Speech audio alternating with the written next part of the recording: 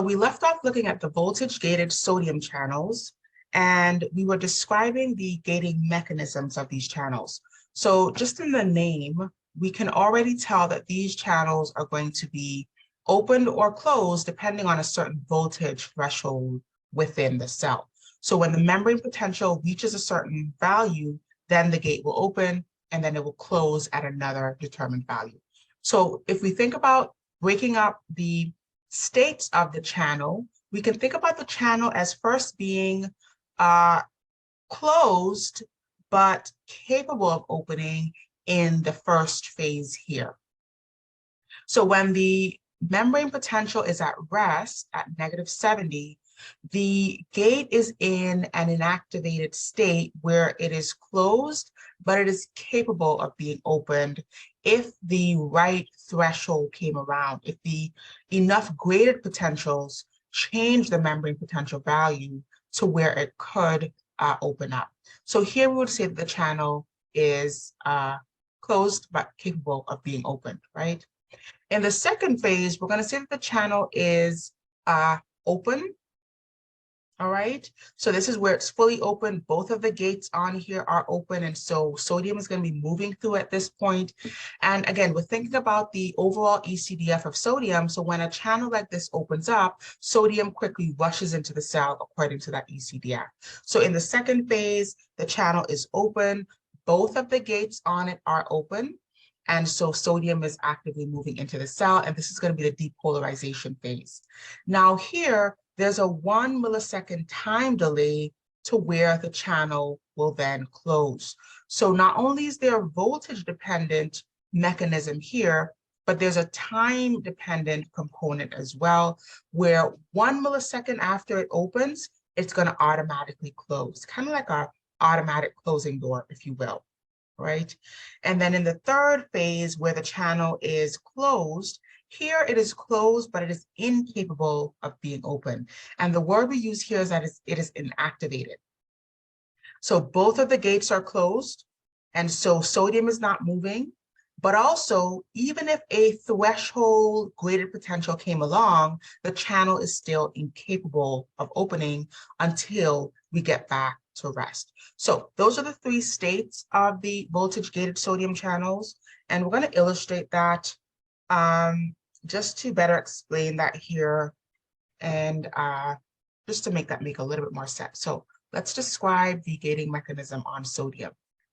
And we'll talk about potassium coming up. Potassium is a lot more straightforward and easier to understand. So let's start with the voltage-gated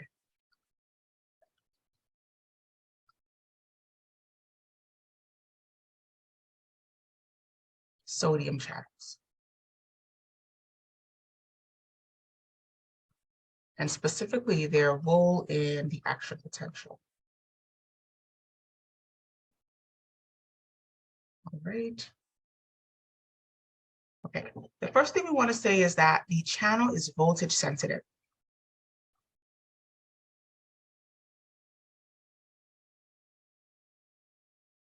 And so it is going to open when the membrane potential is -55.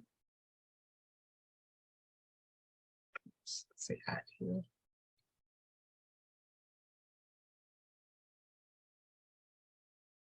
It's going to open at -55 millivolts, and it is going to close at +30 millivolts. All right. The second thing we want to say is that there are two separate gates on this channel. So there are two gates. And I'm going to sort of color code these just so that they're a little bit easier to follow. So there's the activation gate.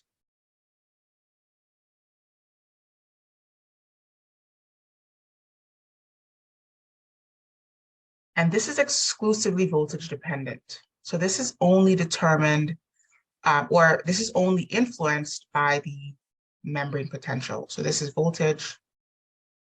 Oops. Yep.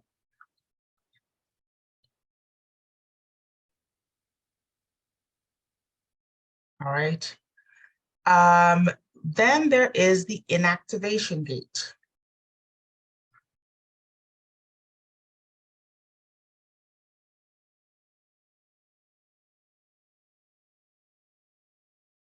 And this gate is both voltage and time dependent.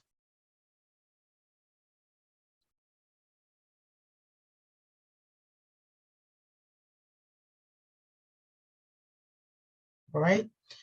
So having said that, let's think about the state of the channel in three scenarios or three phases. So there's the rest. And we know that the membrane potential when the cell is at rest is negative 70 millivolts. So we can include that voltage. Then there is the depolarizing phase.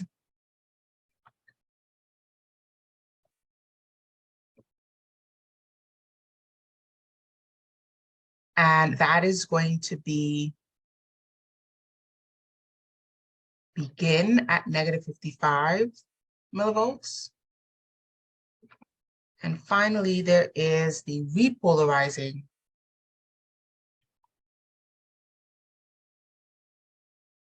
And that is going to be triggered or begin at positive 30 millivolts.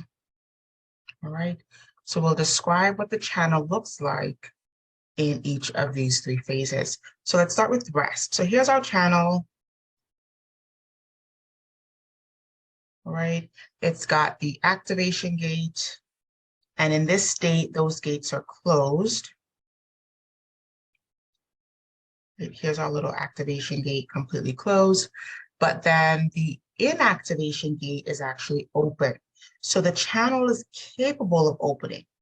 So here's our inactivation gate. And I'm going to draw it down here to signal that it is open. All right, so let's just describe this. So in phase one, we're going to say that the channel is closed.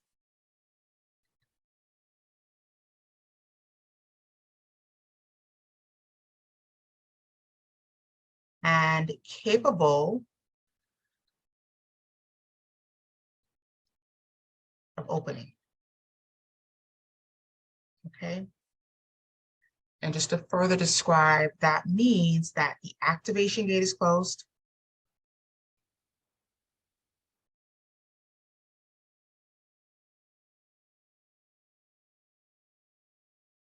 But the inactivation gate is open.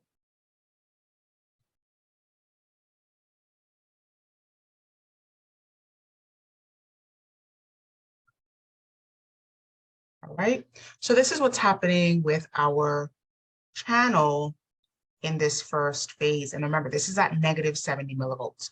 So if a graded potential came along and it was strong enough to get to negative 55, then we would actually open up the activation gate and would move from this phase at rest into phase two. All right, so let's look at what that looks like. So we have a strong enough graded potential that comes along. And because the channel is capable of opening, that's actually going to trigger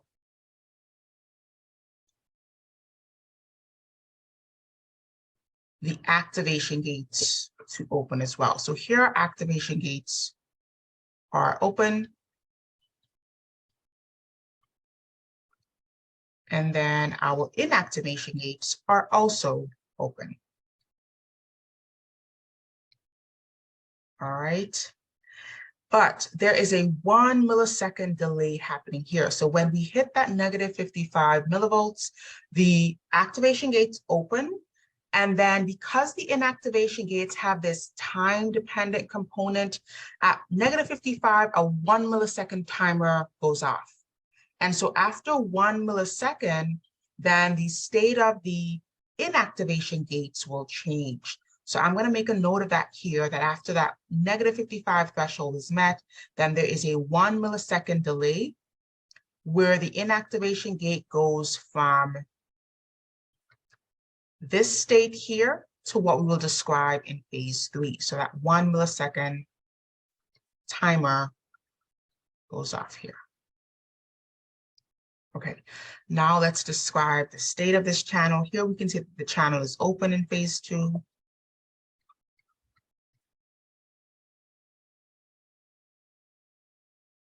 And that means that the activation gate is open.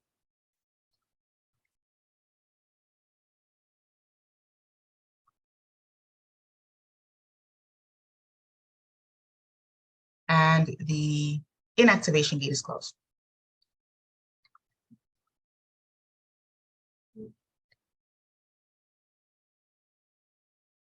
Sorry if my spelling is off. I'm probably butchering some of these words. No, that's fine. Inactivation gate is closed. All right.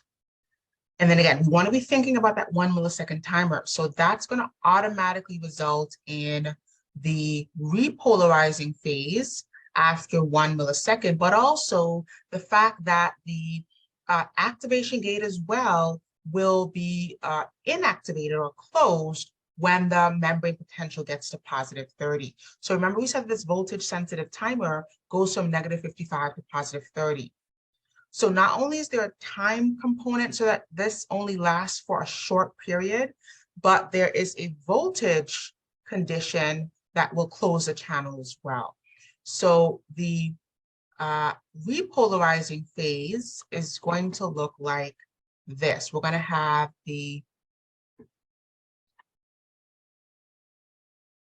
activation gates still closed here, or still open, excuse me, here. Right.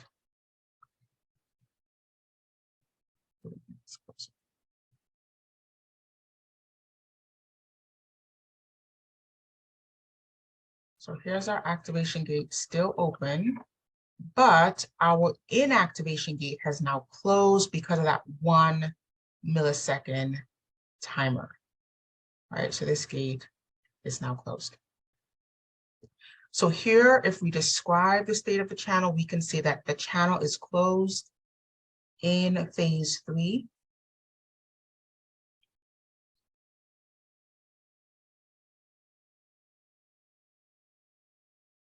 But incapable of opening. All right. And then that means that the activation gate is open.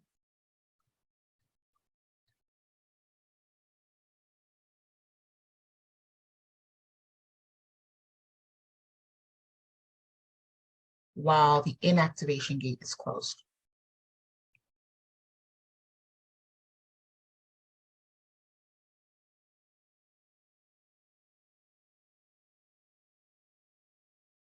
I just realized I made a huge error here. So this should be open as well. My apologies.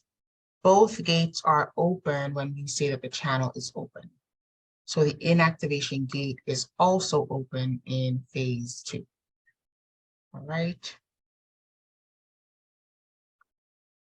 Okay, so let's just check that. So we've got resting phase, the activation gate is closed, inactivation gate is open, so the channel is closed, but it is capable of opening at rest. Then we have a strong enough weighted potential come along, which triggers the membrane potential change. When it gets to negative 55, which is our threshold value, that triggers the opening of the channel where now the activation gate opens, right? The inactivation gate is already open and now the activation gate opens. Sodium can move through that channel into the cell, rushing into the cell according to its very strong ECDF, and that is what results in the upward stroke or the depolarizing phase of the action potential. Well, likewise, in the meantime, I should say, the 1 millisecond timer has gone off. So after 1 millisecond of the depolarizing phase, the inactivation gate is going to close. When the inactivation gate closes, the channel is now said to be in an absolute refractory period. So there's going to be a short period where we've got the channel is closed but incapable of opening. And that is going to be a while before the activation gates get to close again, because this starts at positive 30. And so in order for the activation gates are now going to be deactivated at positive 30. And so in between the time where the inactivation gates close, but the activation gates have not yet closed, that is referred to as the absolute refractory period. So I'm going to put that here, and we're going to talk a little bit more about that when we go on and talk about the types of refractory period. But this one is called the absolute refractory period.